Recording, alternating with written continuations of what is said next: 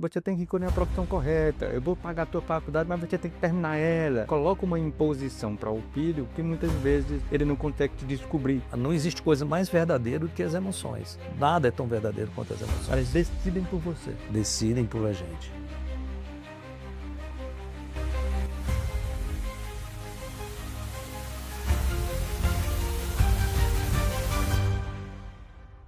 Olá, mais uma vez aqui no STRcast. Hoje nós vamos bater um papo muito interessante com uma pessoa muito especial para mim.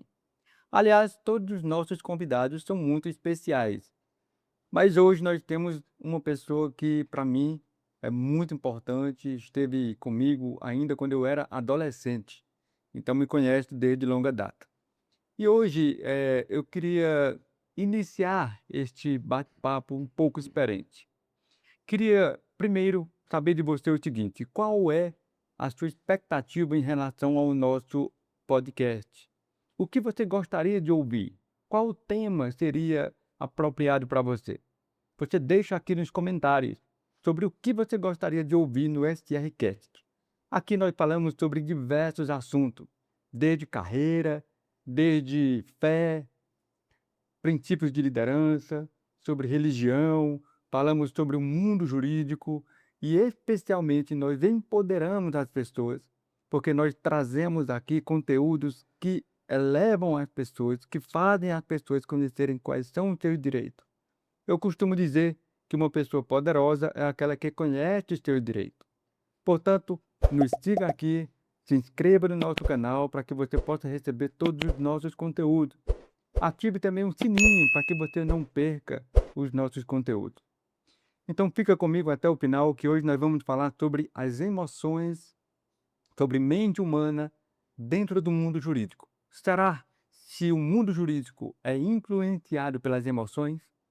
Começamos aqui falando um pouco sobre o que nós vamos tratar neste bate-papo. Portanto, se você chegou aqui agora, se inscreva, é de graça, você não vai pagar nada e ative o sininho para que você receba os nossos conteúdos em primeira mão. O nosso convidado de hoje é uma pessoa que tem várias formações, experiência e um conhecimento fantástico. Vale a pena você conhecer. Recebo o professor Franzé Nascimento. É bacharel em Direito pela Universidade Federal do Ceará, bacharel em Psicanálise Clínica, bacharel em Teologia, pós-graduado em Direito do Trabalho e Processo do Trabalho, além de possuir formação em Psicoterapia Breve. É psicanalista clínico há mais de 28 anos, especialista em depressão e síndrome do pânico, escritor, palestrante internacional com atuação no Brasil, Portugal e Suíça, além de ter desenvolvido a própria metodologia denominada APA, abordagem por analogia clínica. Um aspecto muito interessante da sua trajetória é que ainda na graduação em Direito pesquisou um tema extremamente atual: as motivações emocionais nas decisões judiciais. E é justamente sobre emoções, comportamento humano e tomada de decisões que vamos conversar hoje. Franzé Nascimento, obrigado pelo seu comparecimento aqui, por aceitar o nosso convite. Eu quero dizer, em primeiro lugar, que é um prazer, uma satisfação. Eu fico muito contente. Eu gosto da palavra contente, e aliás gosto de etimologia de palavras, né? Contente é a ideia de ser feliz satisfeitamente.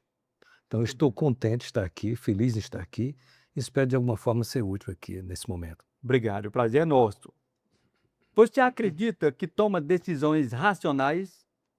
Ou será que suas emoções decidem primeiro e sua mente apenas justifica depois? E mais, será que juízes, advogados, líderes, empresários e políticos também são influenciados emocionalmente em suas decisões? Hoje nós vamos mergulhar nesse assunto.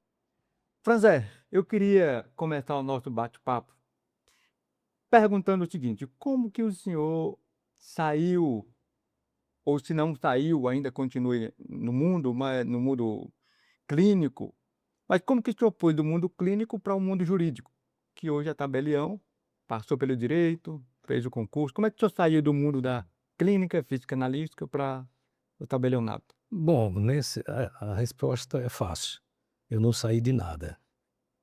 Continuo fazendo, apenas acrescentei, fui somando as coisas. Aham. Porque aquilo que eu faço, hoje, conversando com alguns amigos, eu digo que eu sou uma pessoa muito feliz, porque tudo que eu faço eu gosto.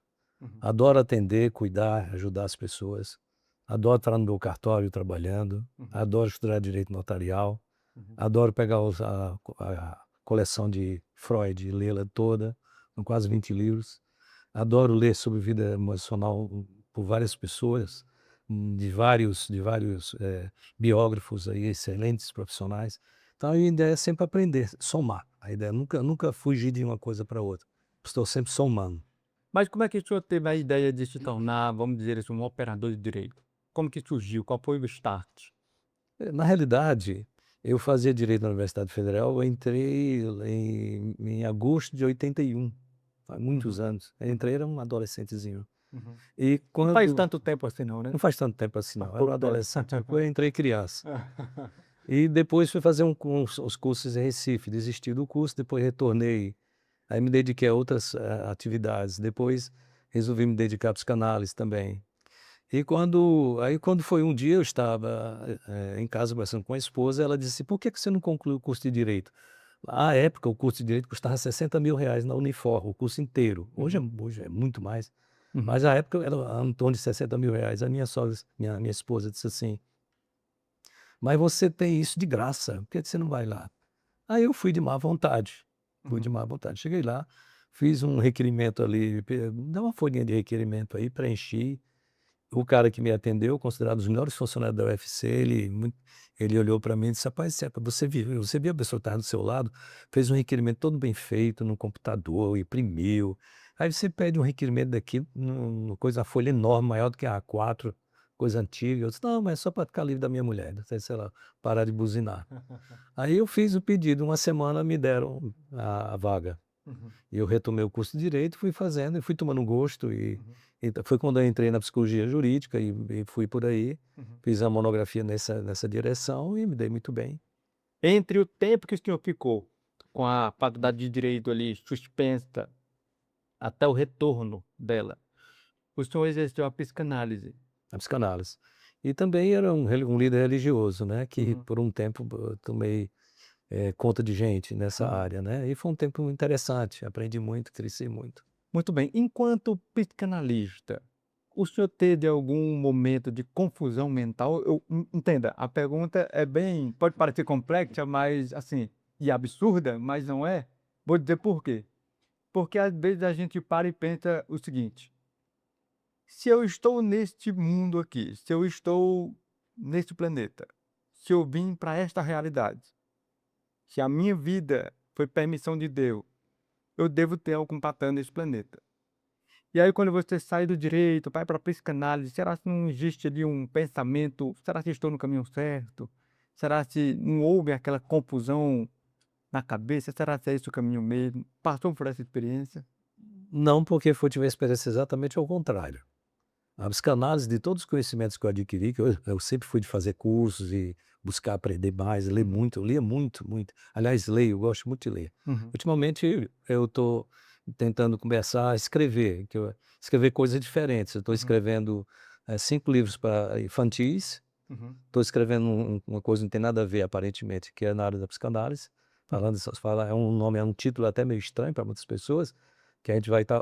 O título do livro é a Tirania da Vagina. É falando sobre o poder da mulher desde Adão, né, e enfim. Sei. São terminologias de psicanalíticas, Uhum, então, dentro do mundo psicanalítico é compreensível, isso é uhum. fa tem nada de indecente nisso. Certo. Então, na realidade, a psicanálise ela me trouxe muita luz para a minha vida. Uhum, Nada dessa vida me trouxe mais luz ao entendimento, à autopercepção, que é uma das coisas mais importantes, né. Já dizia um pensador grego do tempo de Jesus que o maior conhecimento que você pode ter é a respeito de si mesmo. uhum, Não tem conhecimento mais interessante do que uhum, esse.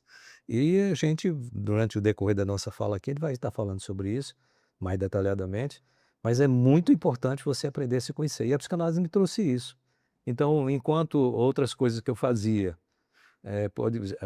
pode parecer que eu abandonei, que eu deixei, na realidade eu fui esclarecido, fui Uhum, mais iluminado, né. uhum. Houve muita luz na minha mente e compreensão existenciais fantásticas, então eu só tenho a ficar Pois feliz é, com isso. mas vem cá, para uma pessoa que tem em torno de 18 anos, 17 anos, ainda é um desafio responder à pergunta de qual profissão vai exercer, porque ainda é muito jovem, imaturo, então ele muitas vezes pode ser vítima de uma confusão mental, vamos dizer assim, ou psicológica, por não saber qual profissão exercer. E aí o senhor disse que foi iluminado pela psicanálise. Mas considerando a realidade da grande maioria da juventude, o que é que um jovem de 17, 18 anos pode fazer para ser iluminado, para ele se descobrir, ou então para ele saber qual é o seu lugar no mundo? Como que ele pode descobrir isso? Foi uma pergunta bem interessante, eh, porque veja bem, na realidade, não há nenhum dever que se possa exigir de um adolescente, 17, 18 anos de idade, 19, 20 que seja, que para que ele saiba o que quer da vida, para Uhum, ele que venha saber o que quer da vida. O direito, ele tem não um dever, mas um direito, o direito de errar, uhum, direito de errar.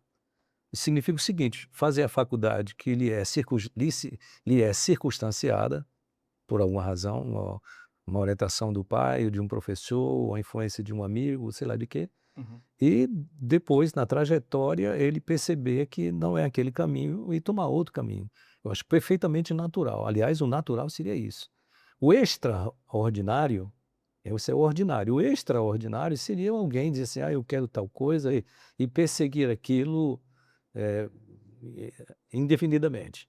Mesmo porque nós vivemos hoje um fenômeno super interessante, é que pessoas da minha geração, por exemplo, não é mais como antigamente, que você pegava uma pessoa que começava a estudar, formaram-se em medicina ou direito, ou então mudaria ali mesmo na faculdade, e seguiria indefinidamente aquela profissão. uhum, Devido às pessoas viverem bem uhum, mais, hoje é 75, 77 anos no Brasil, uhum, a média significa que nós temos no Brasil hoje mais de 100.000 pessoas que têm mais de 100 anos, uhum, no Brasil hoje. uhum, Então nós temos praticamente 3 gerações, se historicamente falando, uma geração são 40 anos. uhum, Estão falando por aí diminuir devido ao aceleramento dos processos, né, uhum, de existência que tem hoje. Somente se agora essa semana, o primeiro homem que está tomando uma medicação para retomar a sua juventude. uhum, É um fato bem interessante. Mas voltando aqui para a prática, hoje essa geração que vive mais de 100 anos, ela alcança 3 gerações seguintes. uhum, Então ficou muito comum as pessoas aos 40, 50 anos de idade mudar de profissão, uhum, o que é bem interessante, porque estão mudando agora depois de 70. Vai de 70, uma terceira nova profissão. uhum, Eu tive particularmente, permita-me aqui uma referência pessoal, uhum, eu trabalhei diferente, eu vim somando as coisas. uhum, Por exemplo, eu adoro escrever. Só escrevi um livretozinho aí, e tenho alguns livros aí encaminhados, né, uhum, assuntos completamente diferentes, que é 5 livros que eu estou escrevendo ao mesmo tempo, que eu contava história infantil, que eu contava para meus filhos, que eu inventava, uhum, e ali trazendo lições de vida, etc e tal. Um da área da psicanálise, o outro também da área da psicanálise, que é sobre síndrome do pânico, porque eu tenho uma experiência interessante, que pode ajudar nesse sentido as uhum, pessoas, enfim. Então você vai somando. Outras pessoas não conseguem somar, elas vão retomando a vida, vão retomando aos 40 uma nova profissão, aos 70, 65, 70 anos uma nova profissão, e vão vivendo aí até quando a vida lhes permitir. uhum. Por enquanto nós estamos vivendo esse fenômeno. Mas isso acha que ainda existe aquela mentalidade de que uma profissão é para a vida inteira? Existe a mentalidade ainda nessa turma especialmente? Essa turma de 50, 60 anos em relação aos filhos. "Olha, você tem que escolher a profissão correta, eu vou pagar a tua faculdade, mas você tem que terminar ela". Coloca uma imposição para o filho que muitas vezes ele não consegue te descobrir, porque por conta dessa imposição. Na realidade, esse comportamento paternal ou maternal, que é comum entre os dois, né, Uhum, eh, pensando naquelas famílias que têm pai e mãe presentes, né. Uhum, Temos coisas diferentes aí por aí afora.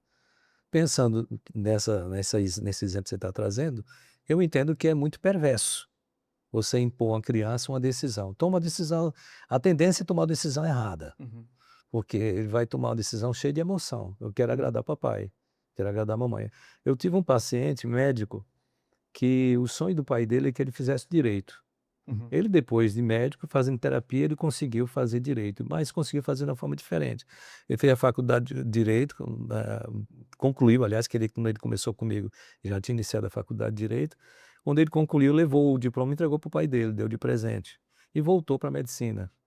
uhum, E voltou para a medicina. uhum, Respondendo a tua pergunta, voltando ao ponto original aí, da vida para a vida toda, uhum, eu entendo que não existe um carimbo, né, para a vida toda, uhum, vamos dividir isso aqui em 3 etapas, como eu falei. O uhum, que eu falei agora há pouco é o que é muito comum, essa mudança geracional aham, de profissão. Mas quando a pessoa sabe somar, fica mais interessante, eu uhum, penso ser mais interessante.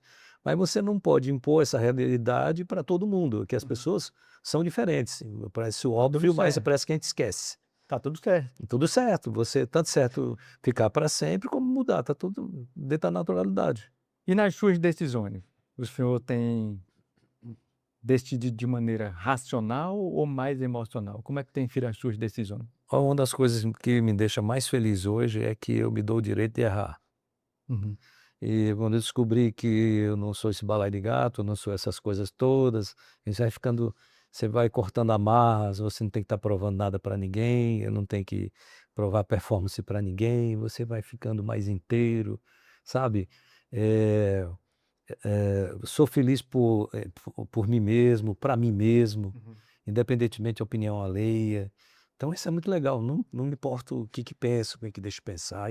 Então minhas decisões, pensando nisso, minhas decisões só são sadias se eu me dou o direito de errar, uhum. se eu me considero uma pessoa naturalmente imperfeita. E Mas sempre foi assim, Frazão? não, claro que não, claro que não. Ah, eu achava que ia certo. Como eu era normal. A Aliás, como dizia um professor meu na brincadeira, ele dizia, tinha um professor de psiquiatria no curso da psicanálise, ele dizendo assim, éramos 33 alunos, terminamos 19. Aham. 33 alunos, e nas primeiras aulas ele disse assim: "Todo mundo aqui, todo mundo aqui é neurótico, menos eu". Ele queria dizer que, na realidade, ele é mais neurótico que todo mundo, é o Aham. contrário, né. Aham. Então, né, na realidade, perfeito, perfeito, de pertinho, ninguém é. Mas uma coisa que se aproxima da perfeição, paradoxalmente, é você se dar o direito de ser imperfeito. Uhum. É o que fica mais próximo. Fora Uhum. disso, qualquer tentativa na direção contrária, eu vou ser perfeito, vou ser o melhor, e esse negócio de coach aí, de todo mundo tem que ser o melhor, tem que tirar o primeiro lugar, racionalmente é impossível isso, inclusive, racionalmente. Como é que numa sala que eu estou falando para 200 pessoas, eu digo para elas que elas têm que ser primeiro? Uhum. Na lógica, vai ter o primeiro, o segundo, o terceiro, o quarto, o 20º, o 30º, até chegar aos 200 Uhum. para quem ele está falando, Uhum. fora as outras pessoas que vão ouvi-lo. Então essa é uma coisa meio burra, meio emburrecida, portanto, não saudável. Mas vem cá, se todos têm o direito de errar e nem todos têm esse pensamento, porque, como o senhor disse, o senhor mudou esse pensamento ao longo dos anos, né, eu estou vendo se amadurecendo, acredito que vem pelo amadurecimento. É. O direito de errar é uma consciência que foi construída. Mas, por que que pessoas muito inteligentes não conseguem ter a mesma percepção? Por que que pessoas inteligentes tomam decisões erradas? Pessoas E quando a gente diz erradas, é porque realmente foram decisões que não trouxeram resultados satisfatórios. Por que que pessoas inteligentes tomam decisões erradas? Aí nós vamos entrar no campo da filosofia, porque aquilo que aparentemente é uma decisão errada, era o que deveria ser, é o que deveria ser. Então, a palavra decisão, como eu já disse no início, eu gosto muito de etimologia de palavras, né. Aham. A palavra decisão, ela é formada de 2 palavras, é uma palavra dupla junta, formada por 2, que é uma preposição e um substantivo. palavra decisão quer dizer cisão de, separação de. Quando eu estou decidindo, eu estou decidindo. Eu estou diante de uma bifurcação, eu vou para a direita ou vou para a esquerda. Uhum. Naquele ponto ali de bifurcação, Uhum. é ali que eu decido, que eu faço uma cisão de alguma coisa. Eu decido sair daqui, eu fiz uma separação das coisas, não fico mais aqui e saio. Ou o contrário, eu decidi, fiz uma decisão daquilo que eu estava fazendo para estar aqui agora. Eu estaria agora, nesse exato momento, assistindo um filme, Uhum. que eu me dei o direito, só hoje é quarta-feira, eu vou assistir um filme. Um ou dois Uhum. filmes. Porque é interessante chegar a esses momentos assim. Mas eu tomei a decisão, quer dizer, fiz a cisão disso, decidi para vir para cá hoje. Obrigado pela Então, consideração. mas foi um prazer, prazer é meu. Então, o que acontece é o seguinte, da decisão errada, a gente fala muito quando naquilo aonde a coisa se desembocou, né? Uhum. Eu tomei a decisão errada porque eu me casei, aí a pessoa não era bacana comigo, eu errei. Eu tomei uma decisão errada. Espera aí, ó. Quando você tomou a decisão de casar, a não sei que alguém tenha te obrigado a tanto, era aquele momento especial na sua vida. Uhum. O que aconteceu posteriormente não macula o que é a sua decisão. Esse é o sentimento que você tem. Aí sempre tem aquele sentimento, e se eu tivesse feito tal coisa? E se eu tivesse aí, ao invés de ir para Saré, tivesse ido para Tauá? Uhum. Não, mas se é uma coisa muito vaga, muito vaga.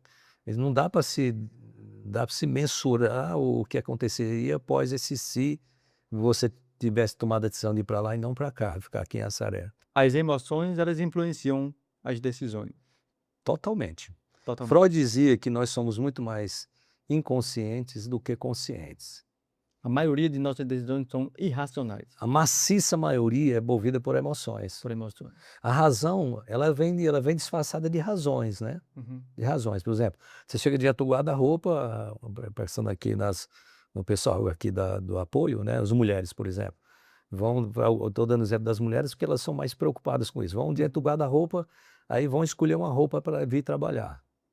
Aí pensa que aquela decisão, a cisão de tirar o que tem para pôr o que não tem agora, Uhum. pensa que isso é uma coisa qualquer, e não é. A roupa que você está usando agora, nesse exato momento que você escolheu para usar agora, tem a ver com suas emoções. Quais? Muito relacionado à autoestima, mais do que qualquer outra coisa, de ser aceita, de ser, enfim, ou por emoção no sentido de boas lembranças, boas recordações, né? Ou então para os supersticiosos, essa deu sorte, até roupa íntima se coloca Uhum. dizendo que vou vestir essa daqui porque dá sorte e tal. Na realidade, tudo é envolvido com emocionalidade, não há nada fora da emocionalidade, nada. O pessoal diz assim, ó, então, se você fizer uma pesquisa na IA, mas eu nunca fiz, mas eu já vi gente que fez, dizendo assim, que as emoções elas não são verdadeiras. E é exatamente o contrário, perdoe-me a IA. Uhum. Não existe coisa mais verdadeira do que as emoções. Nada é tão verdadeiro quanto as Elas emoções. decidem por você. Decidem por a gente. Decide. Quando você toma conta. O amadurecimento emocional está em você assumir o que a gente chama de uma autossupervisão egóica, que é um nome técnico. Uhum. O que é isso? Eu aprender imaginemos um diretor, uma pessoa que está dirigindo um filme Uhum. e ao mesmo tempo atua. Uhum. Então eu faço uma analogia da seguinte forma: imaginemos aqui que eu estou aqui conversando com você e eu tivesse uma câmera minha, Uhum. do meu domínio, que está aqui atrás de mim na minha nuca, prestando atenção a tudo que eu faço. Uhum. E eu consigo ter o cuidado aqui, com essa câmera aqui, que eu consigo ver através dela como eu estou me comportando e onde eu estou pondo as mãos, o que é que eu estou fazendo, como eu estou falando. Então, quando isso vai amadurecendo de tal forma que eu vou prestando atenção na minha fala, cuidado que você vai dizer, cuidado que você vai falar, não fala isso, fala pouco. Está aqui a autossupervisão egóica, isso chama-se amadurecimento emocional. Então significa dizer que nós não tomamos decisões. Tomamos e somos Porque se nós responsáveis pelas estamos decisões. influenciados por pessoas, ou por situações, ou por algumas lembranças, nós somos muito mais Mas não somos reativos. fantoches, mas nós não somos fantoches. Nós temos qual é a razão? Olha, você percebe, uma pessoa é grosseira com você, uma pessoa age com grosseria com você, Uhum. uma cooperadora age com grosseria com você. Então, quando você tem uma boa amadurecimento emocional, você pega aquela grosseria e pensa. Aquilo muito rápido na mente da gente, o pensamento é muito rápido. Uhum. Sabe, o que é que eu faço? Eu respondo à altura, e responder à altura significa volume de fala, ou receber à altura significa uma palavra que tem adequação àquilo que está sendo dito. Uhum. Por isso que liderança é muito associada à autoestima. Se você pegar uma pessoa que não tem uma boa autoestima, ela é conhecida como arrogante, Uhum. orgulhosa, Uhum. grosseira, porque ela está sempre naquele pensamento. Eu me lembro do professor meu de filosofia lá em Recife, e ele doente, hoje eu vejo que ele é doente, eu estava assistindo a aula, eu tinha 21 anos, 22 anos, aí eu me lembro que ele dizia assim: se você perceber que alguém quer jantá-lo, almoce-o. Olha que pensamento horrível. Se eu percebo que você daqui a 2 horas quer aprontar comigo, então agora eu apronto com você. Uhum. Se você quer me jantar, então eu devo almoçá-lo. Então é um pensamento retrógrado e vindo do professor de filosofia, então absurda. Uhum. Mas quando você aprende a reagir de uma forma à altura, sem fazer esse tipo de coisa, a jantar a pessoa, porque a pessoa está com a intenção de almoçá-lo, Uhum. quando você reage de uma forma saudável, aí sim você está amadurecendo emocionalmente. Mas todas as suas decisões você tem responsabilidade sobre elas. Lembre que as emoções são suas, não é de estranho. Uhum. Se você se deixa levar por suas emoções, são suas emoções, Então todas as nossas decisões são baseadas principalmente pelas emoções. principalmente. Principalmente pelas emoções. Não quer dizer que seja 100% emocional ou emocionais. Nós somos 100% emocionais. 100% Somos assim. emocionais. Nós, quando é porque está havendo uma coisa assim para ser esclarecida aí. Nós somos 100% emocionais. Só que na hora que eu vou reagir e eu percebo que a melhor reação é outra, aí eu deixo que a razão prevaleça. Por exemplo, imaginemos que uma pessoa muito forte entra aqui oferecendo uma ameaça a você física. Uhum. Se emocionalmente você tem vontade de mandar ele para aquele lugar, dar um Uhum. soco nele, mas você percebe que se você está acertá-lo, provavelmente no máximo você vai quebrar sua mão. Uhum. Ele vai acabar com você. Então a melhor maneira, mais nesse momento, o instinto de sobrevivência prevalece. A razão vem de uma forma violenta na sua mente, tentando suplantar tudo que você pensa a respeito daquele momento. Então, o que é que você deve fazer então? É assim, trata o cara bem, porque evita você levar um soco, ou quiçá uma coisa pior. Uhum. Então, nós temos exceções de reações racionais que não são movidas por emoções no sentido que nós estamos falando. Então uma decisão judicial, ela pode estar eivada de vícios e de erros, porque foi, por exemplo, dada no momento de emoção do juiz. O juiz ele pode cometer um erro ao proferir uma decisão por conta que foi influenciado por suas emoções. Vou dar um exemplo prático. Esse exemplo foi o mesmo exemplo que eu dei na apresentação da monografia lá na UFC, que o professor pediu, que achou o assunto interessante, pediu que eu fizesse isso diante de 60 alunos, né, que eram os colegas de outra turma, mais anterior. E eu me lembro que eu citei esse exemplo. Há uns 20 anos atrás, mais ou menos, eu conheci uma juíza que apanhava do marido. Apanhou várias vezes dele. E não sei se ele era delegado de polícia, alguma coisa assim. Sei que era um cara muito violento e ele batia nela. Uhum. Por fim, ela se separou dele. Imaginemos essa mulher numa vara de família. Foi o exemplo que eu levei. Peguei um Uhum. exemplo prático Uhum. e contornei do meu jeito, né? Uhum. Se imaginemos que essa juíza que apanhava do marido, ela está diante de duas situações diferentes. Eu vou citar duas situações. A primeira, ela está ali na vara de família e aparece um casal se divorciando. Uhum. Imagina na época que se fazia somente no judicial. Uhum. E está lá aquela situação, aí ela olha para o cara e lembra muito, ele se parece demais com o ex-marido dela. Demais o cara. E para piorar, a mulher se queixa de que ele é violento. O que você acha que já começou a se processar na mente dessa mulher? Boa parte daquela sessão ali, ela não estava mais. Ela estava lembrando dos socos que levava, os murros que levava, do que ela gostaria de fazer com ele e não pôde fazer. O que que você acha que vai ser esse cavalheiro que está ali diante dela? Com certeza vai levar a pior. É pior. Mas vamos Ainda que imaginar, o advogado esteja excelente.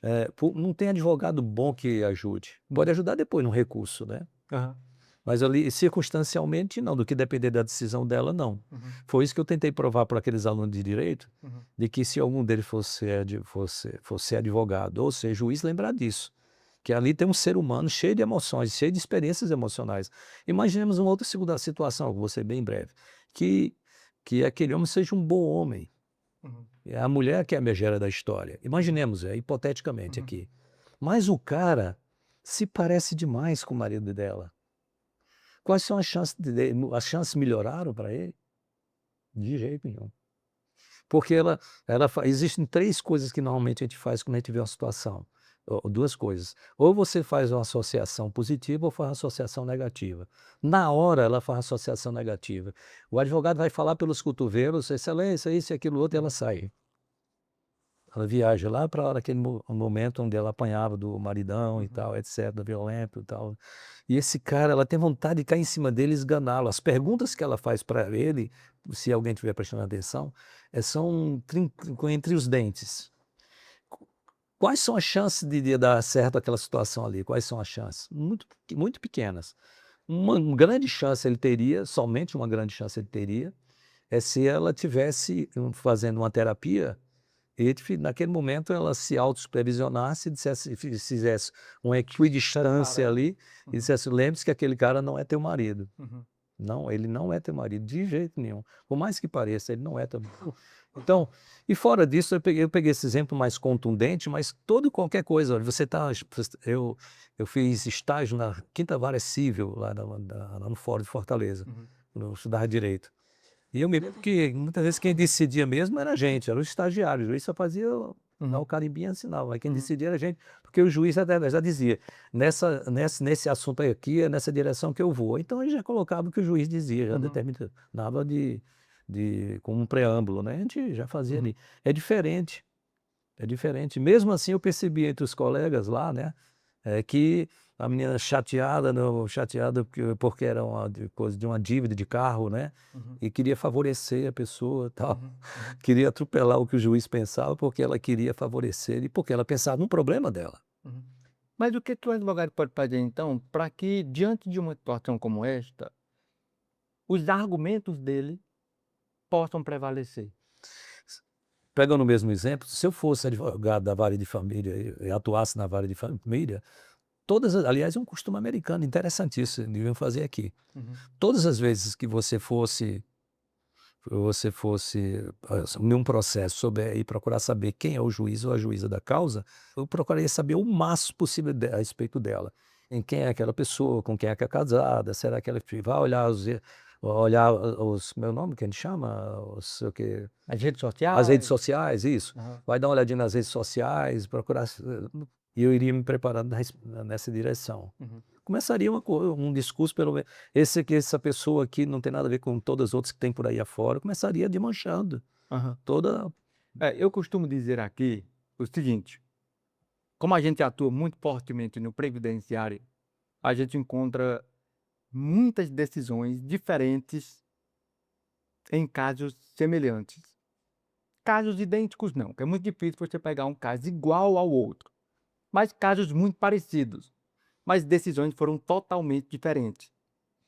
E aí eu costumo dar o exemplo do seguinte: o cidadão nunca casou, sempre foi agricultor, morou na zona rural a vida inteira, e por alguma razão, ou porque é analfabeto, ou porque não tinha conhecimento, ou porque não era uma pessoa que soubesse ir atrás dos seus direitos, ele nunca produziu prova rural. Agricultor a vida inteira, sempre morou na casa dos pais. O pai e a mãe eram os que produziam as provas rurais, mas eram provas rurais para eles. E ele perdeu o pai, perdeu a mãe, ficou só, nunca casou-se, nunca teve filhos e nunca produziu provas rurais. Ao completar a idade de 60 anos, o que ele tinha como prova era a aparência física. Pele marcada pelo castigo do sol, mãos calejadas, peso pequeno, pouco peso, magrinho. E aí a maior prova que ele poderia ter era a própria aparência física.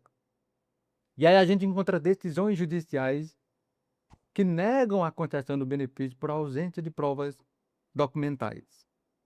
E outros juízes decidem de maneira diferente. Não, eu entendo que, embora não tenha provas documentais, o linguajar dele, a linguagem dele, a forma como ele se apresenta, como ele se veste, a aparência física dele, são provas suficientes para a concessão da aposentadoria rural. E aí eu fico pensando, nestas horas, é se aquele juiz que julgou improcedente o pedido, que negou a aposentadoria, ele tem realmente conhecimento do que é uma atividade rural. Ou se ele tem ali uma percepção da vida daquele agricultor. Qual era o contexto daquela pessoa? E aí, muitas vezes, a gente não consegue reformar a decisão. A gente apresenta recurso e, mesmo assim, não consegue apresentar um resultado satisfatório. A pessoa vai ter que esperar, muitas vezes, a idade de 65 anos, 5 anos depois, para conseguir um benefício assistencial. Sendo que a vida inteira foi agricultor, deveria ter se aposentado como agricultor. E aí a gente fica pensando, será se é mesmo uma decisão justa? Ou será que a pessoa que julgou, o juiz, embora a autoridade máxima num processo, em termos de decisão, que a gente sabe que não há hierarquia entre juízes e advogados, mas no processo ele é quem dirige o processo. Ele Na preside, né. audiência é quem preside a audiência. Então, é a pessoa mais importante porque vai tomar a decisão. Então, é importante que o juiz ele conheça a realidade, por exemplo, do nordestino, a realidade do contexto daquela pessoa que está sendo ali como autor daquele processo. Né? Então, eu considero que em algumas vezes, em algumas situações, realmente as decisões elas são parciais. É, mas que tem uma coisinha que nós não falamos aqui. Aham. Nós, na nossa pureza de alma, estamos falando de emoções, de Uhum. coisa desse tipo. Mas tem uma variante que normalmente os são chamados normais, bonzinhos ou da ala do bem, Uhum. não pensa, Uhum. que é o fato de que existe a pessoa má, Uhum. existe um mau caráter. Vou dar aqui um exemplo contrário do que eu estou dizendo agora. Eu conheço um juiz federal que ele faz entrevista. Uhum. E ele é muito esperto, e ele pela entrevista, pelos fatos mostrados, a Uhum. pessoa não teria o benefício, Uhum. mas por causa da entrevista que ele faz, aí ele dá o benefício. Uhum. Ele sabe como lidar com aquilo. E eu achei ele aqui muito bacana, mas existe exatamente o contrário. Eu já lidei com um juiz que é uma das pessoas mais perversas que eu conheci, um Uhum. juiz. Uhum. E esse eu me lembro que diante desse juiz eu penei por causa dele. Uhum. Penei sem nenhuma culpa de nada, tive que entrar com mandado de segurança e o cara lá perversamente não quis dar uma via que tinha Uhum. requinte de maldade no meio da história. E é interessante porque fiquei sabendo depois que ele tinha uma situação na casa dele muito grave de um dos filhos, tinha uma situação de dependência, de vulnerabilidade extrema. Uhum. E eu fiquei pensando em que nem aquilo conseguiu quebrar a pessoa, Uhum. quebrantá-la, né, Uhum. seria bem religioso. Nem aquilo quebrou a pessoa por Uhum. dentro, para que ela se tornasse mais humana. A tendência das pessoas do bem é ficarem mais humanas são e mais humanas ficarem. Uhum. Diferente das pessoas perversas, das pessoas más, que elas existem, Uhum. e elas estão em todos os lugares, inclusive em decisões, elas olham com um certo sadismo, que existe o sadismo. Uhum. Quando vê a pessoa um cadeirante, ele tem vontade de fazer mais uma coisa para piorar aquela situação. Uhum. E faz. Toma decisões ali para fazer maldade. Isso é um lado das decisões judiciais que ninguém pode subestimar. Uhum. E que fica complicado de você fazer alguma coisa pelo cliente. Uhum. Infelizmente, isso é um lado da história que tem a ver com justiça. Por isso que é importante o advogado ele também que interar diversos assuntos. Eu leio muito, eu estudo muito também, não só sobre o direito em si, mas eu leio sobre outros assuntos para que eu também consiga entender por que que algumas decisões estão eivadas de injustiças, que na minha visão são injustas, e por que que outras são mais justas. Né? Porque afinal de contas, juiz é humano, É, pode errar, e muitos erros podem também ser provocados e influenciados pelas emoções, com né? Como o senhor certeza. falou aí. Ou maldade.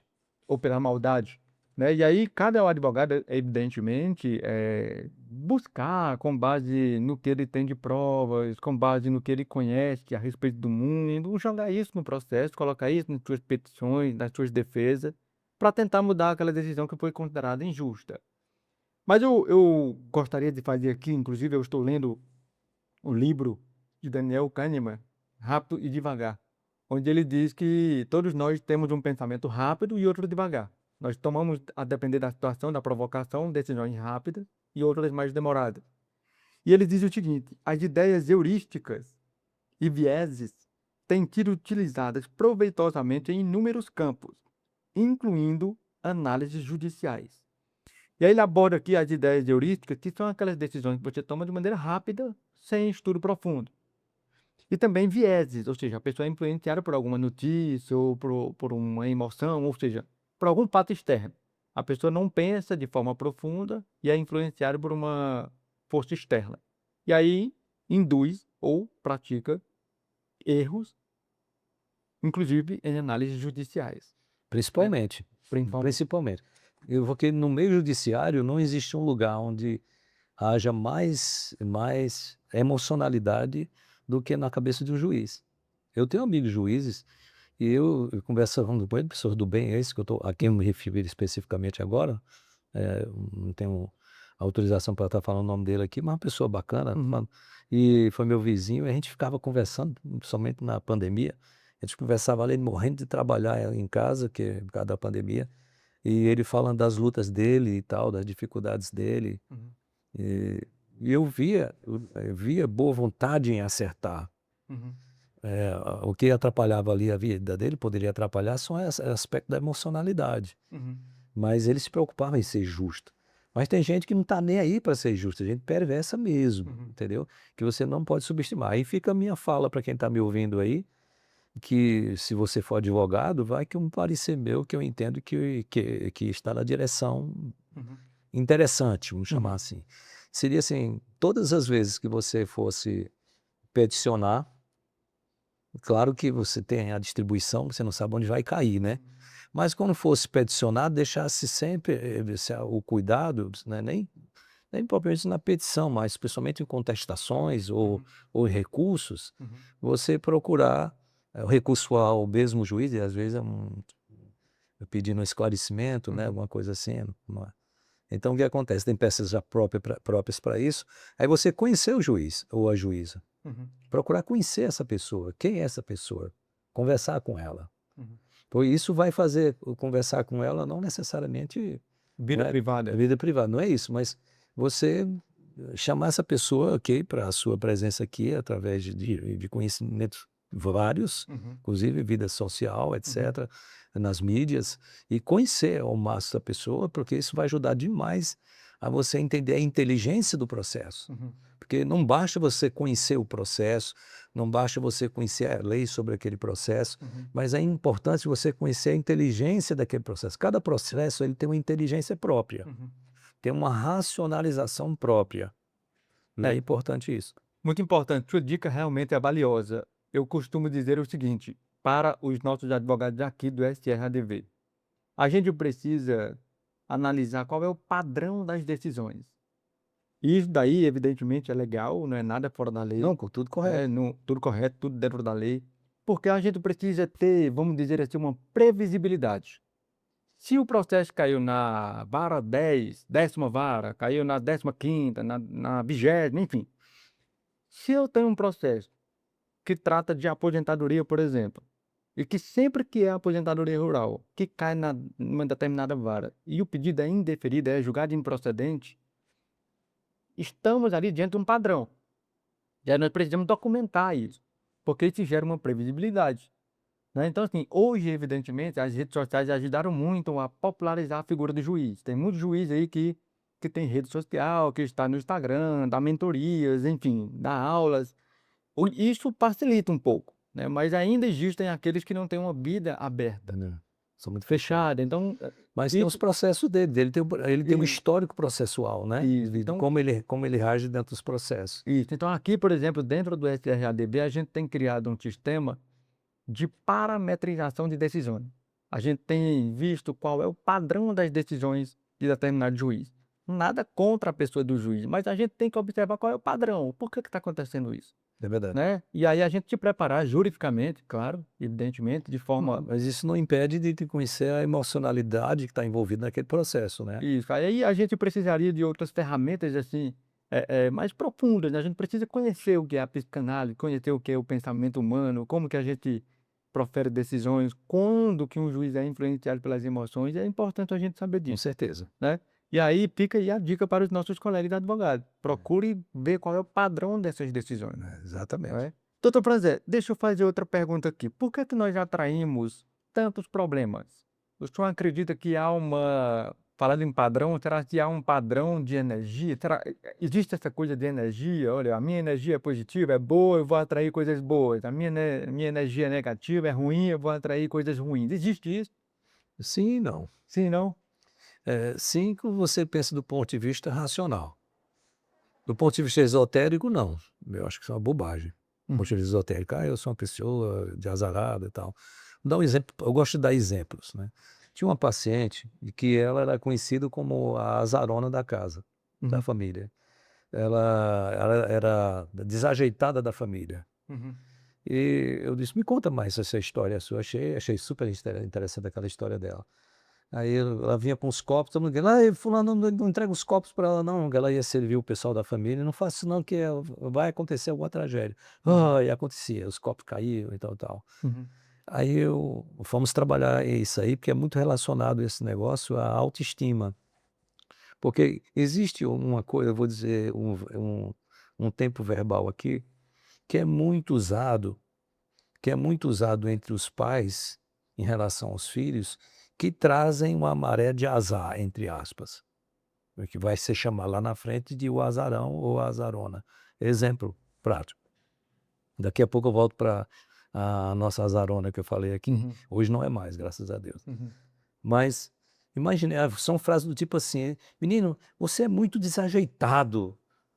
Quando você usa, expressões terminado em particípio, você é um desajeitado, desorganizado, você é muito calado, você fala demais, mas principalmente quando você usa o particípio, né. negativo. Você é um cara calado, Uhum, você é um cara desajeitado, você é desorganizado.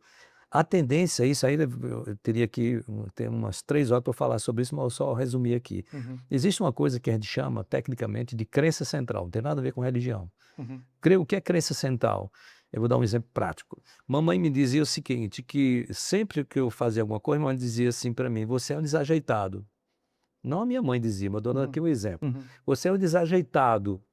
E a criança fazia as coisas e sempre provava, entre aspas, que a prova é falsa, uhum, de que ainda que os fatos estavam ali acontecendo, mas é falso a premissa. uhum, Que o menino é desajeitado, né, por exemplo. Aí a criança cresce com aquela certeza do que nós temos um princípio na filosofia que é chamado princípio do SSS, que é o princípio do sujeito suposto saber. Se eu, por exemplo, quando você me pede a biografia e eu dou, eu sei porque eu estou tratando aqui numa fala comercial, preciso dar uma biografia que confiável. uhum, Porque se a pessoa diz, você fala aqui no início que eu sou um psicanalista, tenho experiência de 28 anos, uhum, um pouco mais do que isso. Aí de lidar com gente, eu lido com gente há mais de 34 anos, como psicanalista 28. Aí a pessoa que está ouvindo, ela supõe que esse sujeito sabe, uhum. que é uma expressão da filosofia emprestada para a psicanálise. Supõe que o sujeito sabe, o princípio do sujeito suposto saber. Então, quando a criança está ouvindo do pai que eu sou desajeitado, eu suponho que o sujeito papai sabe. É o desenvolvimento de uma crença central. Que crença central é essa? É a certeza absoluta que eu sou desajeitado, a não ser que eu me depare lá na frente com um terapeuta decente que consiga trabalhar isso. Essa a primeira coisa que a gente faz é colocar dúvida em cima dessa crença central, para tentar miná-la até destruí-la. Uhum. Porque aí o que Que acontece? geram efeitos devastadores, né. Devastadores. Essa moça, por exemplo, a vida inteira, quando ela esteve comigo, ela estava com 34, 35 anos.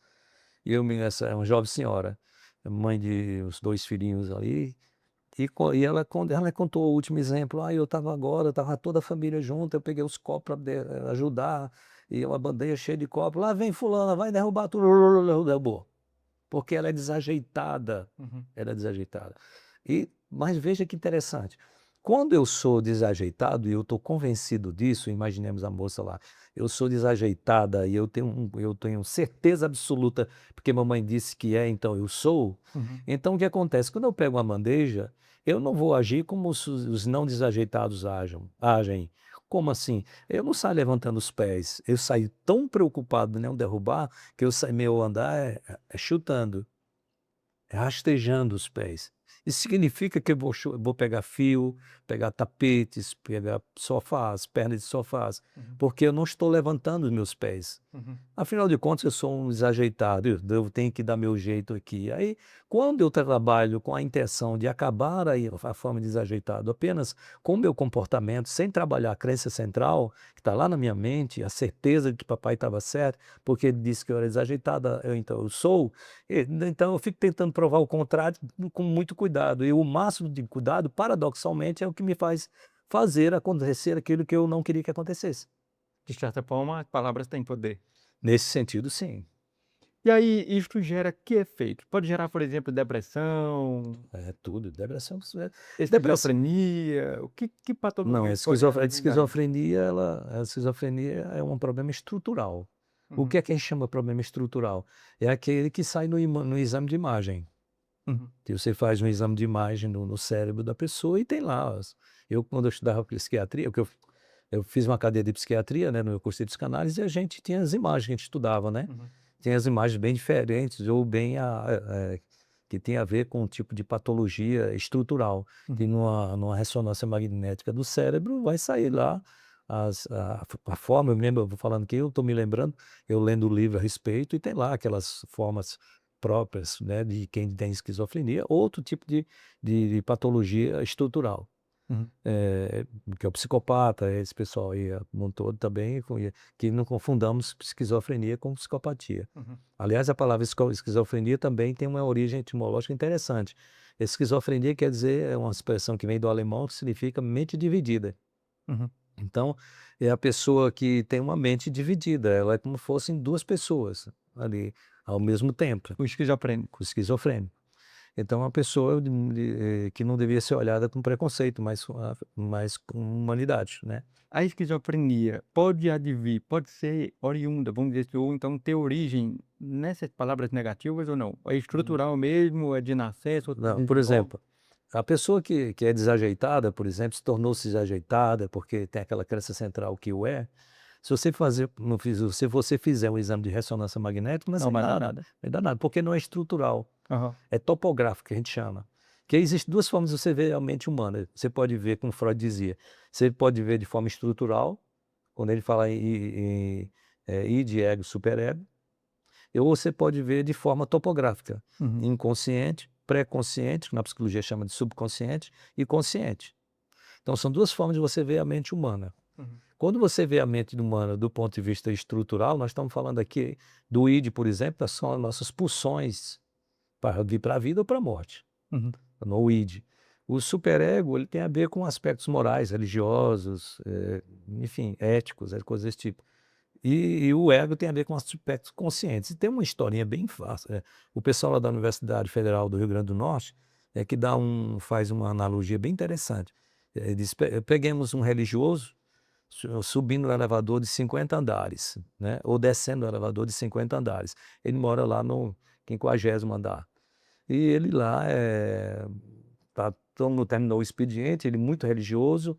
Aí quando ele vai entrando aqui, já no final do expediente, ele vai entrando no elevador, aí uma pessoa tenta entrar também. Entra uma moça muito bonita, bela, Uhum. dentro de todos os padrões que ele tem de beleza de mulher.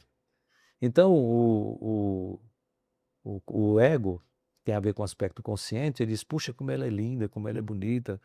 Daqui a pouco, o id diz assim para ele, dá uma de carcará, pega, mata e come, né, que é a ideia do carcará, né, pegar, matar e comer, Uhum. devorar, né. Ele diz assim: "Então eu vou pegar essa mulher, vou estar para valer aqui nela, eu vou pegá-la, não quero nem saber, vou pegá-la". Só que o superego diz assim para ele: "Cuidado, o padre poderá saber, ou o pastor, ou o rabino, vai descobrir, você vai passar um vexame enorme, se contenha". Aí ele fica normalmente sofrendo. O id diz assim: "Pega, não perca a oportunidade, ela está dando uma chance". Mas aí o superego disse: "Lembre-se que você é casado, não faça isso". o ego diz assim: "Mas ela é tão bonita", e essa luta aí é uma luta que nós temos diariamente, de alguma maneira, de alguma forma, diante do dinheiro, diante do sexo, diante de uma promoção, enfim, diante da vida. Nós Uhum. temos estamos a nossa mente sempre estará presente em todas essas coisas aí, até dormindo. Mas o esquizofrênico, ele consegue ou vai depender dos níveis, ele consegue ter uma vida normal? Ele consegue Sim, exercer uma atividade laboral? consegue, mas tem gente aí, na história aí tem vários grandes homens aí que eram esquizofrênicos e eles foram, devidamente tratados e conseguiram ter uma vida normal, que existe medicação para isso. O depressivo, ele consegue exercer uma vida normal? Normal, sim. Ele consegue exercer uma Infernal, atividade laboral? normal e infernal ao mesmo tempo. Olha, eu estava olhando uma estatística da OMS, que ela diz o seguinte: em média, de 2 a 4% da população sofre de depressão, população mundial. Bom, claro que a gente não estão aí os aldeões, aquele pessoal o isolado, é Uhum. outra coisa, mas dentro do padrão aí, 2 a 4%. Nós temos aí uma média de 300 milhões de pessoas que sofrem de depressão. Eu não sei onde a OMS fez essa pesquisa, porque na minha opinião é bem mais. Uhum. Porque é o seguinte, a depressão, aí vem um assunto que demandaria aqui uma noite inteira e falar Uhum. sobre isso, que eu tenho um seminário só sobre isso. Que a depressão é o seguinte, existe a depressão que é patológica e existe a depressão que ela é normal, as pessoas não, por quê? Porque as pessoas normais, elas se deprimem. Há uma diferença então entre tristeza e depressão? Não, não, não, não, elas se confundem muitas vezes. Dá o Uhum. exemplo prático, normalmente o exemplo. Ora, se eu, qualquer eu, né? Se eu sofro uma grande perda, é normal que eu fique triste. Uhum. E dependendo da perda, que eu tenho uma depressão muito grande daquilo, diante daquela situação. Não quer dizer que eu adquiri uma depressão patológica, que eu vou ficar deprimido o resto da minha vida, mas eu Uhum. estou, eu estou deprimido, eu não sou deprimido. Uhum. Entra novamente a filosofia. Uma coisa é o estado de ser, outra coisa é o estado de existência. Uhum. Estado de ser tem a ver com um aspecto ontológico, aquilo que eu sou. Eu sou uma pessoa feliz, mas posso estar profundamente triste e profundamente deprimida. Certo. Depende daquela situação, daquela circunstância pela qual eu esteja passando. Uhum. Uma grande perda, aí eu me deprimo.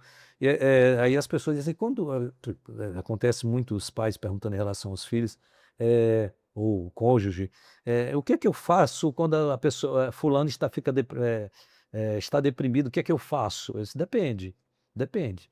O que é que aconteceu? Uma grande perda, terminou um namoro, por exemplo, um Uhum. namoro antigo e tal.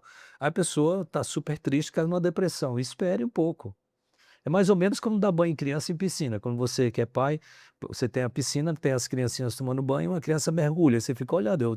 Meus filhos são adultos hoje, né, minha filha tem 18 e meu filho tem 23. Uhum. Mas quando eram pequenininhos, eles davam um mergulho, eu ficava aqui esperando que eles saíssem, eles emergissem dali. Uhum. Porque o normal era emergir dali. Uhum. Se eles demorassem, não. Se demorou, está se afogando. Uhum. Se a pessoa está numa depressão, se a pessoa passa por uma situação de profunda tristeza, ela se deprime, se ela se deprime, tá aí, legal, ela é normal.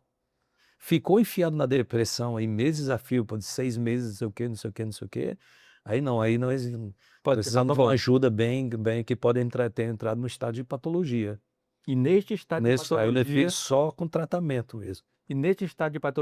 vai depender de níveis para que ela te torne incapaz? Isso Vai sim, depender isso de é níveis. verdade, isso é verdade. Então não é toda depressão que gera incapacidade. Não, não. Não, tem que ser uma depressão. Eu tenho uma pessoa conhecida nossa que está sofrendo disso e está se aposentando de um banco particular, desses bancos Uhum. particulares aí, e realmente foi constatada a depressão dele é gravíssima, é Uhum. patológica mesmo, é extremamente grave. É, a um ponto de pensar bobagens, de se dispor da própria vida e tal, Uhum. é muito grave, é patológico. Nesse caso, a pessoa não tem, pelo menos naqueles pontos ou naquelas circunstâncias ou situações onde tem gatilhos ali, ele tem que se abster daquele negócio ali. Eu estou perguntando isso porque há sim um grande número de pessoas que são diagnosticadas com depressão. Transtorno misto de ansiedade e depressão, transtorno, depressivo, enfim. Tem diagnóstico comprovado de que é uma pessoa depressiva. Tem vários casos assim. E aí as pessoas, por estarem nessa situação, recorrem ao que têm de direito. Vão atrás de um benefício do INSS, por exemplo. E aí existem pessoas depressivas que têm a patologia que conseguem o benefício e tem outras que não conseguem.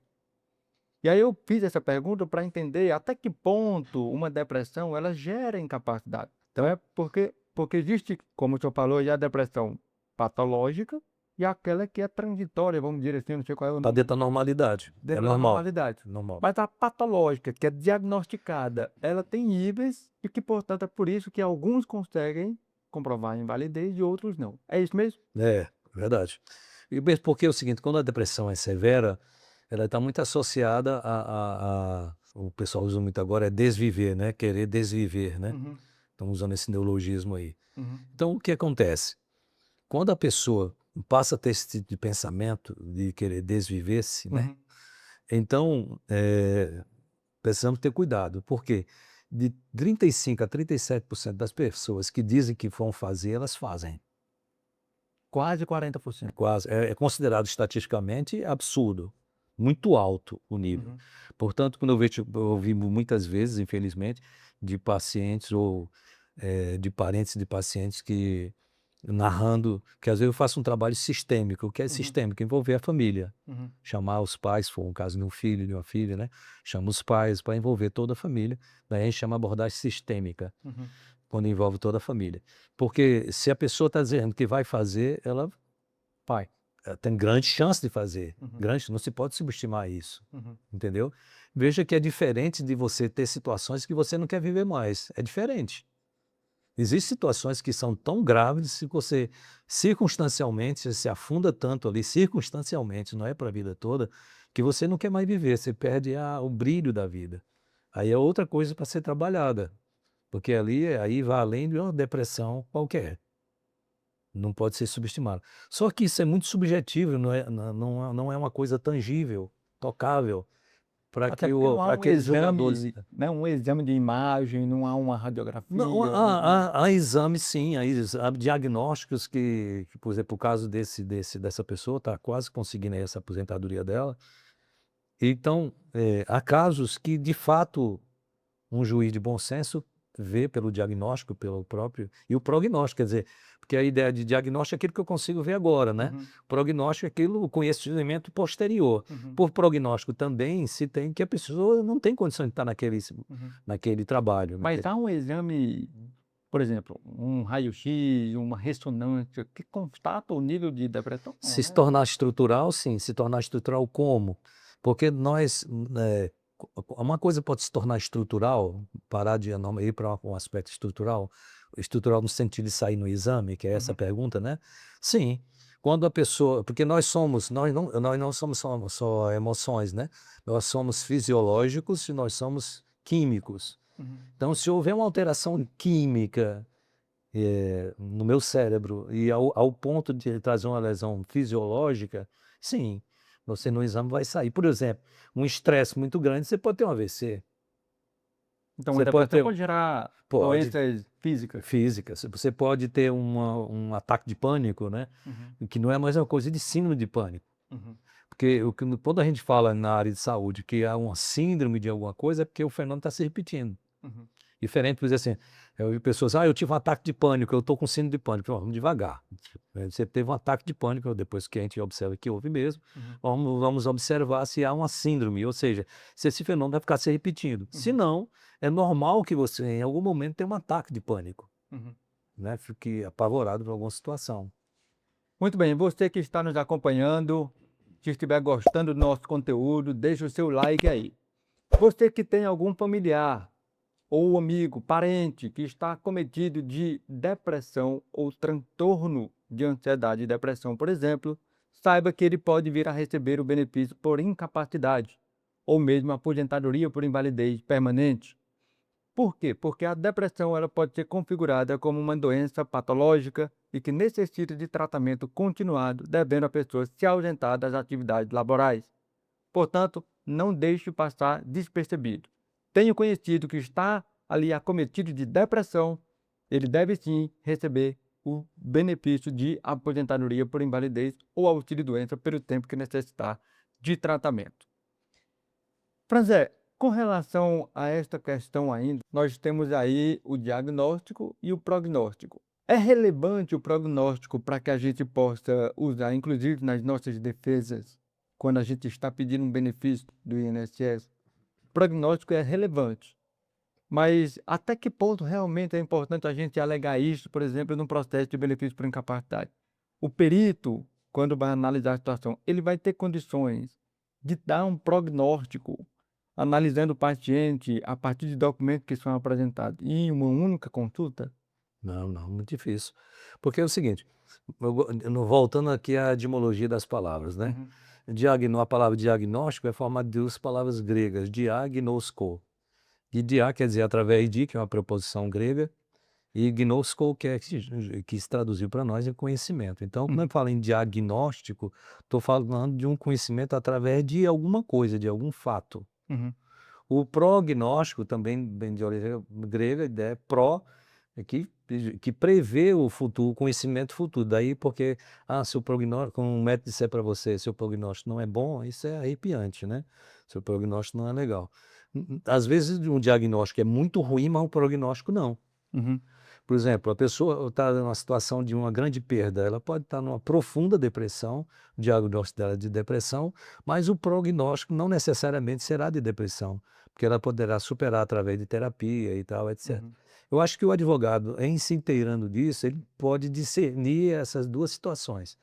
Por exemplo, se ele percebe que a situação é de fato de depressão, mas o prognóstico pode ser alterado de alguma maneira, através de uma terapia, etc., então uma ajuda financeira enquanto as coisas acontecem positivamente pode se uhum, correr atrás. uhum, Diferentemente quando a pessoa tem um diagnóstico e um prognóstico de depressão, uhum, que é uma coisa terrível, terrível.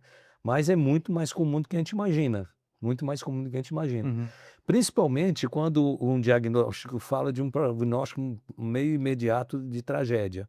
Por exemplo, de um diagnóstico de depressão, onde a pessoa está falando, que é interessante colocar isso nas petições, uhum. cerca de 37% das pessoas que falam que vão se de 35 a Já é 37 um dado da é OMS. da OMS, Uhum, 35 a 37% das pessoas que declaram claramente para os seus familiares de que ela vai se desviver. uhum, Então o que acontece? Deve haver aí uma interferência da família imediata, rápida, porque uhum. o prognóstico imediato é trágico, é trágico. E afastá-la como é Um que eu diria, tratamento. para um tratamento ou para tentar uma aposentadoria, vai depender muito da sensibilidade de quem está lá, né? Uhum, Quem está lá fazendo, do perito está fazendo a avaliação. uhum, Porque, ao meu ver, até algumas coisas que eu já vi, não muitas, mas algumas que eu já vi, tem muito perito que de perito só tem um nome, né? uhum. Mas ele não entende do negócio e muitas vezes são estimulados a até dizer O que não é o verdade. que não é verdade, Uhum. que não corresponde à realidade. Mas, porque aliás, esse assunto de desviver, né, que é o Suicídio? tal do suicídio, Uhum, é uma coisa que me preocupa muito aqui na região, né? uhum, Depois que eu cheguei aqui, foram dezenas, literalmente. Por exemplo, no meu cartório, no ano só de 2023, a gente teve eh, 11 suicídios em 9 meses. Estatisticamente falando, é muito elevado. E há aqui na cultura açareense a ideia de que quando a coisa é considerada muito grave por aquela que está passando aquela situação, a solução é se matar. E isso é um assunto que deveria chamar a atenção das autoridades. uhum, Eu já falei com alguns psicólogos aqui que eu abriria as portas do cartório uhum, para a gente fazer palestra nesse sentido e fazer um trabalho conjunto com os psicólogos da região inteira, de Aiuaba até Antonina, até uhum, Antonina, pegar Antonina e Nova Olinda. Você pegar uhum, ali, esse eixo aqui é terrível, é terrível. Eu mesmo tive que visitar uma pessoa X aí, a pedido do irmão, porque ela havia tentado suicídio no dia anterior e por sorte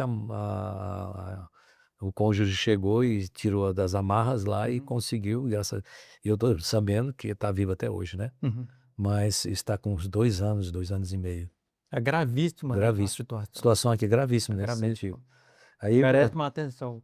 muito especial. Uhum, Daí a ideia que nós estamos falando aqui de diagnóstico-prognóstico, que é um diagnóstico-prognóstico muito próximo. uhum, É um diagnóstico cujo prognóstico é gravíssimo, né? uhum, A pessoa não somente está com depressão, mas está falando em suicídio. uhum, Isso aí não.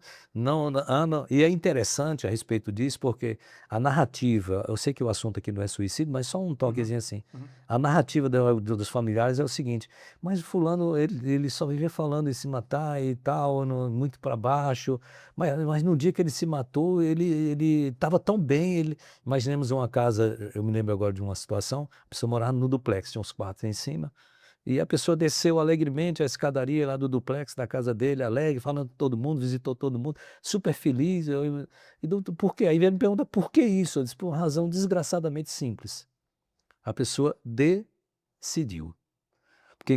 Porque a angústia de quem quer se matar é uma angústia tão grande, porque ela é uma angústia onde você não consegue decidir, se fazer uma cisão de. Então, quando isso não ocorre, aí vai formando uma pressão no peito muito grande. E quando ela decide, quer dizer, ela faz uma decisão da vida anterior para o prognóstico da vida dele, que imediato, que é a morte, ela decide, ela fica bem, ela fica em paz. Ela meio que fica. se liberta. Não, meio não, ela se liberta por inteiro. Ela Uhum, fica feliz, porque ela decidiu. uhum, Se decidiu, acabou a angústia. uhum. É por isso que, em regra, todo suicida, no dia do suicídio, ele está super bem, como nunca teve. Toda a família diz isso. Então você que tem um familiar vítima de depressão, tenha um cuidado extremo. Se ele fala por diversas vezes em suicídio, ele deve imediatamente ser encaminhado ao profissional da psicologia para que realize um tratamento e, consequentemente, inclusive, ganhe um benefício do INSS. É extremamente imprescindível a pessoa que trata da depressão tenha recursos financeiros para o tratamento. E o recurso mais adequado é a aposentadoria por invalidez. Franzé, eu queria caminhar aqui para o final desse bate-papo maravilhoso, fazendo uma pergunta um pouco difícil, acredito, de ser respondida, embora possa ser simples de ser perguntado. O que você concluiu sobre o ser humano depois de 28 anos ouvindo pessoas? Rapaz, eu acho a resposta a coisa mais singela, mais simples que você possa imaginar. Eu acho essa colocação muito boa, muito boa, muito boa mesmo. Na realidade, a conclusão que eu chego hoje a respeito da complexidade do ser humano, que o ser humano é muito complexo. Uhum, Mas eu aprendi uma coisa na vida, em todas essas coisas que eu faço, eu aprendi o seguinte, e fica aí para quem estiver nos assistindo. Todas as vezes que você estiver diante de uma situação que é extremamente difícil, em regra, a solução é muito fácil. É muito fácil. Olha, a gente vê, vou dar normalmente um exemplo.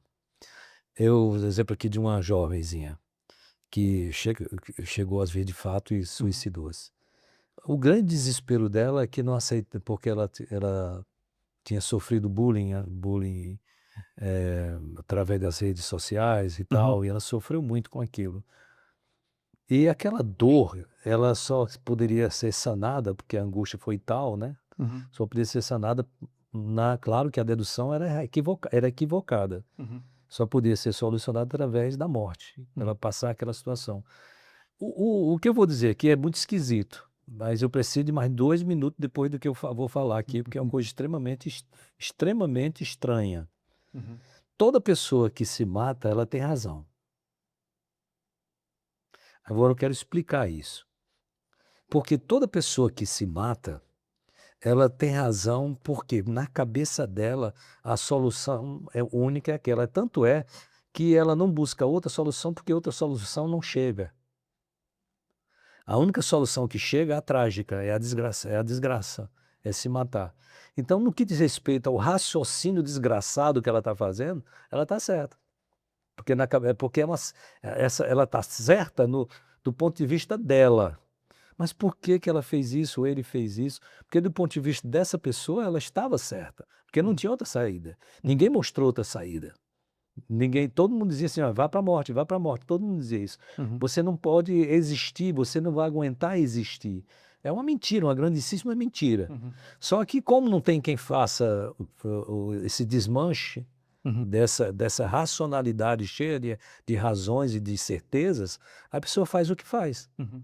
Então, quando na realidade, se ela não ligasse para nada, olha como é interessante, se ela não se importasse com a opinião alheia, você simplesmente não se mataria, simples assim.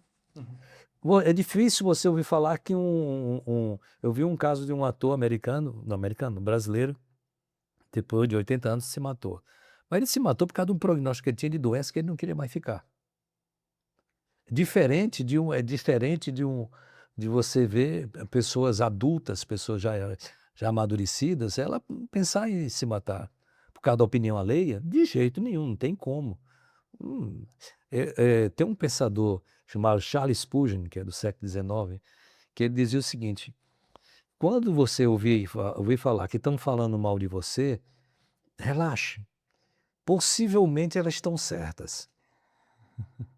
Então, é muito importante a gente ter consciência de que, como eu já dizia, eu digo para meus pacientes, mas falam mal de mim, eles não gostam de mim, meus colegas de trabalho me odeiam, o meu chefe, eu vejo pelo jeito dele, ele não gosta de mim. Eu não sei o que, quando ela fala, me diga assim, me diga uma coisa, por que que você não dá o direito aos outros de pensarem mal de você? Porque é um direito. Olha, a pessoa, é claro que eu não tenho o direito de dizer na cara porque é ofensivo, é mais complicado. Uhum. Mas se eu sei que as pessoas não gostam de mim, eu deveria fazer uma reflexão. Por que tem alguma coisa que eu possa mudar para melhorar? Porque é Uhum. importante isso, né? Uhum. Porque já dizia um escritor americano chamado Phipps Brooks, que ele dizia assim, um psicólogo, ele dizia assim, seja você mesmo, o melhor que puder. A psicologia moderna aí, fraquinha, diz: "Seja você mesmo". Não, não, não, não, não, não.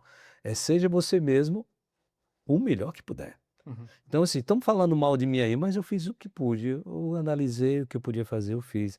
Estão falando, deixa, é direito delas, é direito Uhum. dela não gostar. "Ah, você sabia que", o pessoal acha estranho que eu disse: "Mas você sabe que tem gente que não gosta de você, ou então tem uma fulano de tal não gosta de mim", eu disse: "Não, menino, deixa o bichinho, de repente ele está certo.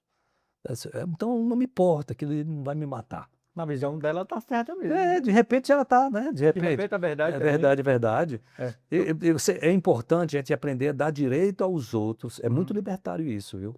Uhum. Você dá direito aos outros de pensar o que querem da gente e de não gostarem da gente. Uhum. É um direito dela. Eu Você costumo dizer o seguinte: ninguém tem um controle sobre o que os outros pensam a respeito de você, verdade. né. Então não tem como eu controlar o que aquele pensa de mim, o que o senhor pensa de mim, o que o Alisson, a Alice pensa de mim, eu não tenho um controle disso. Então eu não deveria me preocupar com isso, já que eu não tenho um controle disso. Agora, obviamente, se eu posso melhorar, isto está no meu controle. Mas existe uma coisa, eu iria mais além. Co eu Tem coisas que eu posso ter o controle em relação às pessoas das pessoas em relação a mim. Uhum. Por exemplo, nunca mais falar com ela, ou então dar isso, mas eu acho, porque nós não falamos aqui sobre perdão, que é uma das coisas interessantes, Aham. que Tem muita coisa para a gente depende, conversar. não dá mais tempo aqui, mas uma das coisas que é interessante é como o perdão. O perdão é muito o perdão ele é muito associado à inteligência. Normalmente, quanto mais inteligente você for, mais chance você terá de ser uma pessoa perdoadora. Por uma razão prática, por uma razão Então, prática. quanto mais você perdoar, mais inteligente você está sendo. Quanto mais você de fato consegue perdoar, mais inteligente você é. Vou dar um exemplo prático aqui. Quando você entende o seguinte, uma pessoa faz um mal a você, e um mal mesmo, fez um mal a você, e você esquece de um seguinte detalhe: a pessoa a quem você não perdoa é a pessoa em quem você mais pensa. Você está muito preso a ela, você se acorda, você sonha com ela, Uhum. você se acorda pensando nela, ah, desgraçado, aí fez aquilo comigo. Aí ele vai almoçar e lembra, vai jantar, lembra, tomar um café, lembra, fica preso. Uhum. É como diz um adágio popular que diz assim: quem não perdoa e guarda a amargura em relação à pessoa a quem você não perdoa, é você tomar veneno esperando que a outra caia dura. Uhum. Então, na realidade, é questão de inteligência. Olha, se eu perdoo, eu fico livre dela. Deixa ela em paz, vá em paz. E eu estou falando de que tenho uns 64 anos de idade, eu sei o que eu estou falando. Uhum. Passou muita gente na minha vida para eu dizer isso. Vai em paz. Teve um juiz que eu tive que dizer isso para ele. Vai em paz, vai em paz, vai em paz. Eu não vou deixar No aquela fim das pessoa. contas, o nosso Mestre Jesus Cristo sempre teve razão, É verdade, né? Sempre teve razão. você teve razão. E aí, quando a gente fala de perdão, ele foi uma das pessoas que mais falou sobre isso, né? Foi, na hora Jesus, que as últimas palavras dele foi de perdão, né? Disse: "Não, ele não sabe o que estão fazendo, tá dizendo, bichinho". perdoa-lhes, não Se sabem o fosse que se fazem. fosse no Cearense, Jesus falando no Cearense, ele teria dito assim aí na cruz, né: Ah. "Deixa o bichinho, Perdoa eles, deixa eles, deixa o bichinho". deixa os Eu bichinhos. Muito bem. E com relação ainda a patologias, muitas vezes difíceis de serem controladas ou mesmo curadas, acredito também que há esperança para aqueles que se direcionam a Jesus, né? Jesus também pode ser o nosso Salvador nessas horas, nessas né? horas. Eu entendo muito, por exemplo, e o senhor como teólogo vai confirmar isso, eu entendo muito que Jesus não é só o Salvador que nos leva para a vida eterna, como também aquele que nos salva de situações do cotidiano, É. né? E às vezes a gente imagina um Jesus Cristo Salvador apenas para nos levar para o céu, ou então na vida após a morte. Mas eu acredito muito que Jesus de fato é o nosso Salvador terreno também. Mesmo porque quando se fala em salvação, a teologia protestante moderna, ela é muito pobre, Uhum, porque ela fala muito de uma salvação sempre eterna, uhum, sempre eterna. Livrar-me dos inimigos, livrar dos malfazejos, né, você ficar livre daqui, de se salvar daquilo. uhum. Salvar dos invejosos, né, porque que é uma coisa perigosa, olha.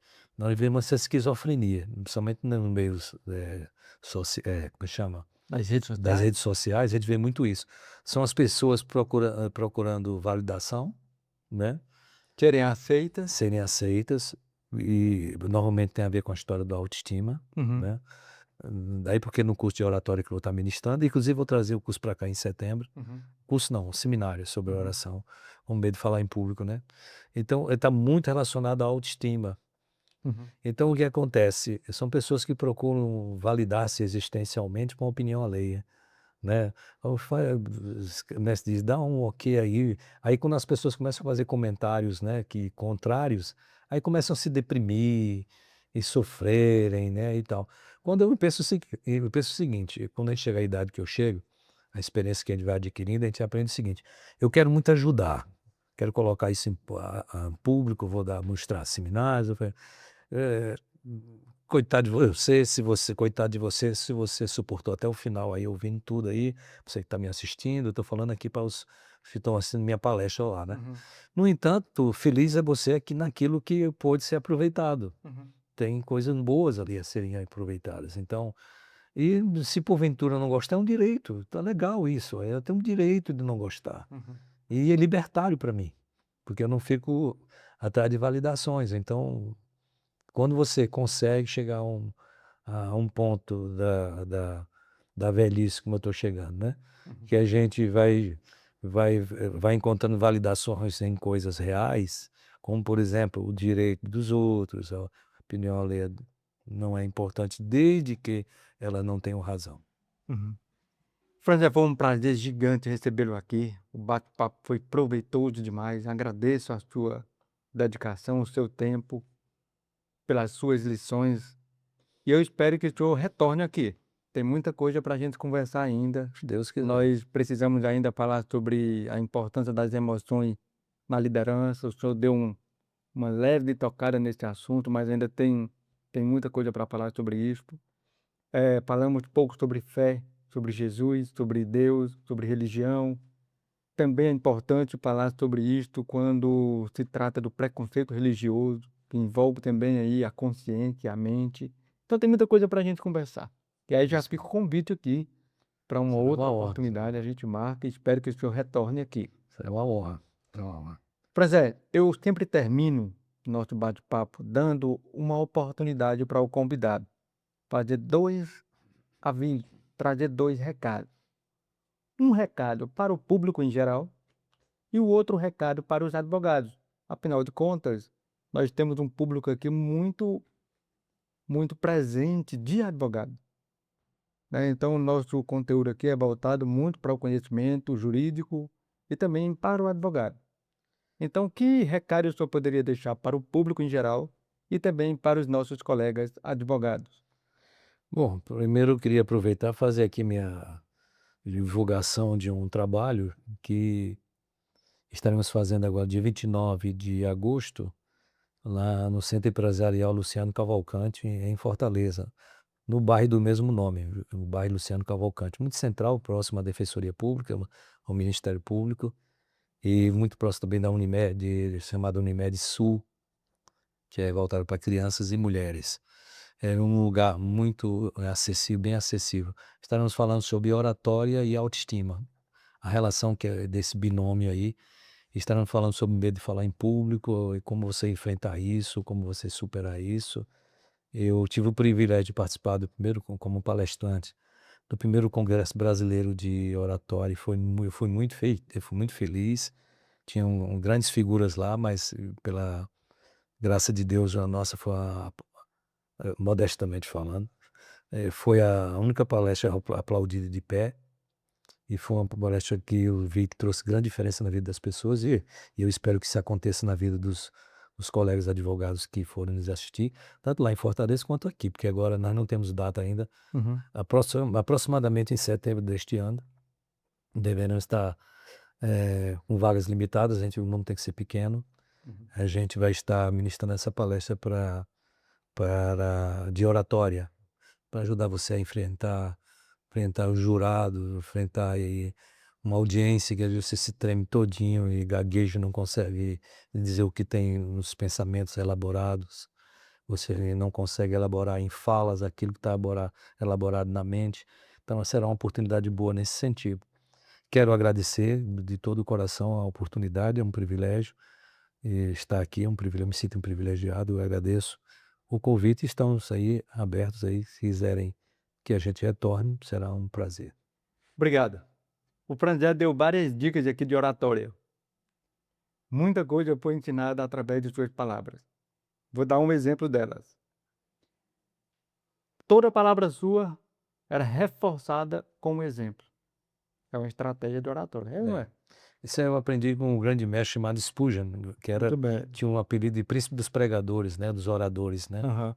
Ele Então, o ele chama Franzé, isso de janela que traz luz, aquilo que você está dizendo. muito bem. Então, eu tenho certeza que vai ser um evento fantástico, dia 29 de agosto, não é Em isso? Fortaleza, Em Fortaleza, das 8 horas até as 12 horas, é, até meio-dia. é um semináriozinho só. Um seminário com o professor Franzé Nascimento, tem um copo bake, não é isso? Isso é. Lá o senhor vai falar sobre fala que inspira, autoconfiança que lidera, comunicação que conecta e mentalidade de sucesso. Isso Não é aí, isso? isso aí. Eu tenho certeza que vai ser um evento fantástico. Você não pode deixar de participar. Se inscreva, vou deixar aqui o linkzinho da inscrição, o QR Code, você vai poder entrar em contato e fazer parte desse mini congresso, não é isso? Congresso. Um Muito bem. semináriozinho. Prazer, mais uma vez, muito obrigado. E para demonstrar a minha gratidão, eu queria aqui lhe entregar uma Ô, rapaz, lembrança olha que coisa boa. de que o senhor esteve aqui no STRcast. Muito bom, Dudu. Eu esperava assim um punhado de farinha com rapadura. Mas se quiser, a gente Mas, providencia. muito Se quiser, a obrigado. gente providencia. Brincadeira, brincadeira. Muito linda a caneca. Tava gostando dessa caneca aqui, ó. Muito bem. Aí aqui é uma que vai para o senhor mesmo, ninguém usou, é sua, vai ser. Ah, é uma caneca inexperiente, então você Mas tem outras coisas aí, tem caneca e tem outras coisas aí. tá Eu bom, espero tá que o bom. senhor faça uso desse Não, objeto. muito obrigado mesmo, muito obrigado. Prazer. Prazer, Obrigado, viu? prazer foi Deus nosso. abençoe. Prazer. Chegamos Prazer. mais uma vez ao final de mais um episódio aqui no STRcast. Eu espero que você tenha gostado deste conteúdo. Se você gostou, deixe o seu like. Se ainda não se inscreveu, clique no botãozinho, se inscreva, é de graça, você não vai pagar nem R$ 1 por isso. Também peço que compartilhe esse conteúdo com seus amigos, seus vizinhos e seus colegas. Eu costumo dizer, você só se torna poderoso se você conhece os seus direitos e é a partir daí que você vai conhecer por onde andar e assim vai conseguir o sucesso tão esperado. Portanto, eu espero que você tenha gostado. Mais uma vez, peço que compartilhe esse conteúdo e até o próximo episódio, se Deus quiser. Tchau, tchau!